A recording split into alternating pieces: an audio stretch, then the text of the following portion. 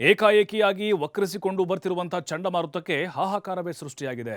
ಈಗ ಫಿಲಿಪೈನ್ಸ್ನಲ್ಲೂ ಚಂಡಮಾರುತ ಆರ್ಭಟ ಶುರುವಾಗಿದ್ದು, ಇದರ ಪರಿಣಾಮ 30ಕ್ಕೂ ಹೆಚ್ಚು ಜನ ಕಾಂಕ್ರೀಟ್ ಸಮಾಧಿ ಹಾಗೂ ಅನುಮಾನ ಶುರುವಾಗಿದೆ.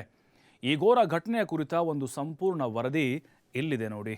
ಮಳೆಗಾಳಿಗೆ ಕುಸಿದೆ ಬಿತ್ತು ಕಟ್ಟಡ, ಕಾಂಕ್ರೀಟ್ ರಾಶಿಯಲ್ಲಿ ಕಾರ್ಮಿಕರ ಸಮಾಧಿ. ಆಕಾಶವೇ ಭೂಮಿಗೆ ಕುಸಿದಂತೆ ಕಂಡ ಕ್ಷಣ ಅದು. ಭಾರೀ ಗಾಳಿಯ ಹೊಡೆತಕ್ಕೆ 9 ಅಂತಸ್ತಿನ ಕಟ್ಟಡ ಜಗ್ಗಿ ಕೆಲವೇ ಕ್ಷಣಗಳಲ್ಲಿ ಧಡಾರನೆ ಕುಸಿದು ಬಿದ್ದಿತ್ತು. ಫಿಲಿಪೈನ್ಸ್ನ ಆ ನಿರ್ಮಾಣ ಪ್ರದೇಶದಲ್ಲಿ ಕೆಲಸ ಮಾಡುತ್ತಿದ್ದ ಕಾರ್ಮಿಕರಿಗೆ ಓಡುವ ಅವಕಾಶವೇ ಸಿಕ್ಕಿಲ್ಲ. ಕಬ್ಬಿಣದ ಸರಳುಗಳು, ಸಿಮೆಂಟ್ ಬ್ಲಾಕ್ಗಳು, ಮುರಿದ ಗೋಡೆಗಳ ಕೆಳಗೆ ಸಿಲುಕಿಕೊಂಡ ಕೂಗುಗಳು ಇನ್ನು ರಕ್ಷಣಾ ಸಿಬ್ಬಂದಿಯ ಕಿವಿಯಲ್ಲಿ ಮೊಳಗ್ತಿವೆ.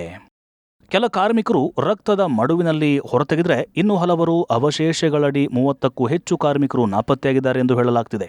ಫಿಲಿಪೈನ್ಸ್ ಕರಾವಳಿ ಭಾಗದಲ್ಲಿ ಸಂಭವಿಸಿದ ಈ ಭೀಕರ ಘಟನೆ ದೇಶವನ್ನೇ ಬೆಚ್ಚಿ ಬೀಳಿಸಿದೆ.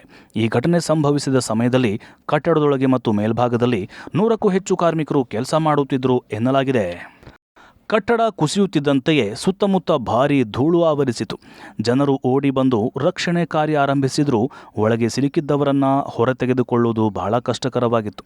ಕೆಲವು ಕಾರ್ಮಿಕರು ಅವಶೇಷಗಳ ನಡುವೆ ಕೈ ಹೊರಹಾಕಿ ಸಹಾಯಕ್ಕಾಗಿ ಕೂಗುತ್ತಿದ್ದರೆ, ಇನ್ನು ಕೆಲವರು ಬದುಕಿದ್ರೆ ಸಾಕು ಅಂತ ಹೊರಗೆ ಓಡಿ ಬಂದು ಜೀವ ಉಳಿಸಿಕೊಂಡಿದ್ರು.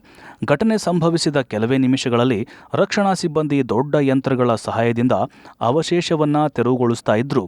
ಇನ್ನು ಹಲವರು ಒಳಗೆ ಸಿಲುಕಿರುವ ಭೀತಿ ಕಾಡ್ತಾ ಇದೆ.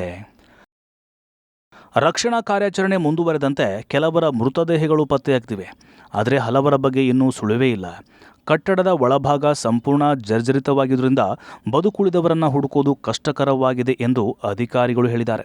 ಸದ್ಯಕ್ಕೆ ಕಾಂಕ್ರೀಟ್ ರಾಶಿ ನಡುವೆ ಸಿಕ್ಕಾಕಿಕೊಂಡವರನ್ನು ರಕ್ಷಿಸುವುದೇ ದೊಡ್ಡ ಸಾಹಸವಾಗಿದೆ.